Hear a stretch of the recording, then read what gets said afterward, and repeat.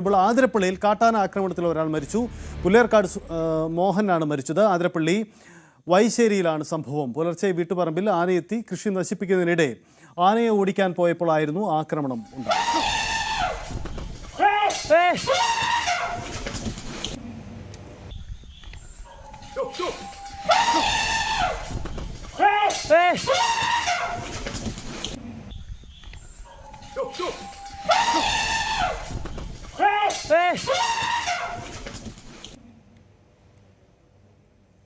ആതിരപ്പള്ളിയിൽ ഇന്ന് ഹർത്താൽ ആചരിക്കുകയാണ്. ശക്തമായ പ്രതിഷേധത്തിലാണ് നാട്ടുകാർ.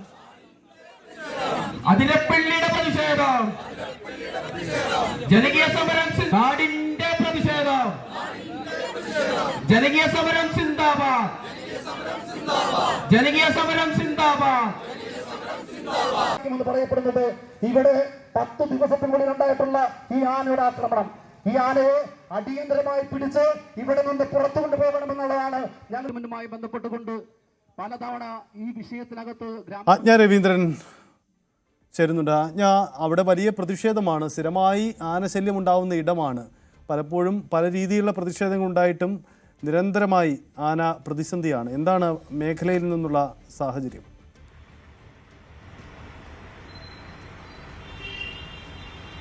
സജിത്ത്, നേരത്തെയും ആതിരപ്പള്ളി വനമേഖലയോട് ചേർന്ന് കിടക്കുന്ന ഈ ജനവാസ മേഖലയിൽ വലിയ തരത്തിലാണ് കാട്ടാനാക്രമണങ്ങൾ ഉണ്ടാകുന്നത്. നിരന്തരം കാട്ടാന ഈ കൃഷിയിടങ്ങളിലേക്ക് ഇറങ്ങുകയും ചുറ്റുവട്ടമുള്ള കർഷകരുടെ കൃഷിഭൂമിയിൽ കൃഷി നശിപ്പിക്കുകയും ചെയ്യുന്ന ഒരു സാഹചര്യമുണ്ട്. അത് ഈ മരിച്ച മോഹനന്റെ കൃഷിഭൂമിയിലും 2 ദിവസത്തിന് മുൻപ് ഈ കാട്ടാന ഇറങ്ങി വ്യാപകമായി കൃഷി നശിപ്പിച്ചിരുന്നതായി കണ്ടെത്തിയിട്ടുമുണ്ട്. അത് മാത്രമല്ല, ഇദ്ദേഹം ഈ കാട്ടാന ഇറങ്ങുന്ന സാഹചര്യത്തിൽ ആനയെ വിരട്ടാൻ ആനയെ തുരത്താനുള്ള ശ്രമങ്ങൾക്കൊക്കെ മുൻപന്തിയിൽ നിന്നിരുന്ന ആളാണ്.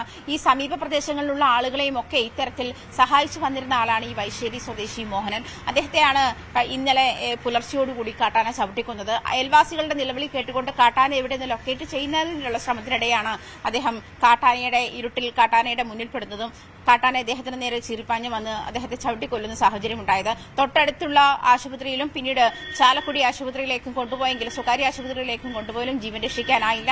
നിരന്തരമായി ഈ വനമേഖലയുമായി ചേർന്ന് ഉപവാസം നടത്തുന്ന ആളുകൾ അവരൊക്കെ ഇത്തരത്തിലുള്ള ഒരു ആവശ്യം ഉന്നയിച്ചിട്ടാണ് എപ്പോഴും സർക്കാരിന്റെ മുന്നിലെത്തുക. ഇവരുടെ ഈ അതിജീവനത്തിന് ഈ കാട്ടു മേഖലയുമായി ബന്ധപ്പെട്ട് വന്യജീവികൾ എപ്പോഴും കൃഷിയിടത്തിലേക്ക് ഇറങ്ങുകയും അവരുടെ സമ്പത്തുമൊക്കെ കൃഷിയിടങ്ങളുമൊക്കെ നശിപ്പിക്കുകയും ചെയ്യുന്ന വലിയ സാഹചര്യം ഉണ്ടായിട്ടും ഈ വർഷം 6 മരണങ്ങളാണ് റിപ്പോർട്ട് ചെയ്തിട്ടുള്ളതും. പ്രത്യേകിച്ചും കാട്ടാന ആക്രമണത്തിൽ ജീവൻ വെടിഞ്ഞത് 6 പേരാണ്.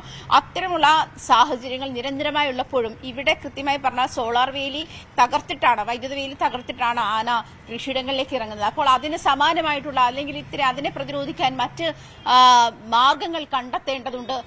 ഫെൻസിംഗ് ആണെങ്കിൽ അത് ബലപ്പെടുന്നില്ലെങ്കിൽ അത് കിടങ്ങുകളിലേക്ക് പോകണം. അത്തരം നീക്കങ്ങൾ അധികൃതരുടെ ഭാഗത്തു നിന്നുണ്ടോ എന്നുള്ള പരാതിയാണ്. പ്രത്യേകിച്ചും ചാലക്കുടി ആനമല അന്തർ സംസ്ഥാന പാതയാണ് ഉപരോധിക്കുന്ന സാഹചര്യം ഇപ്പോൾ ഉണ്ടായത്. നാട്ടുകാരുടെ നേതൃത്വത്തിൽ അവിടെ പ്രതിഷേധം നടക്കുകയാണ്.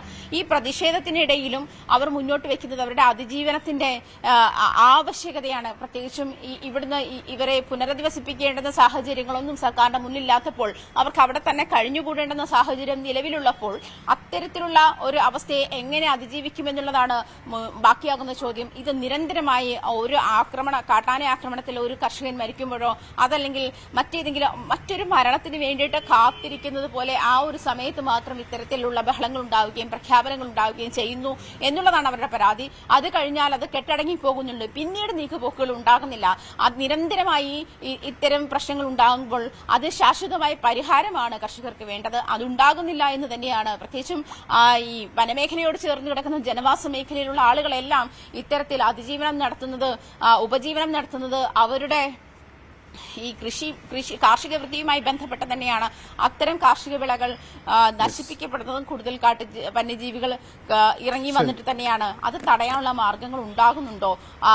ഈ അടിയന്തരമായി അതിനുള്ള നടപടിക്രമങ്ങളിലേക്ക് പോകണമെന്ന് തന്നെയാണ് നാട്ടുകാരുടെ ആവശ്യം.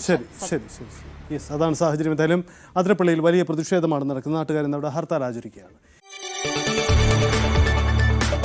കൂടുതൽ വാർത്തകൾക്ക് News 18 Keralam YouTube channel subscribe ചെയ്യുക.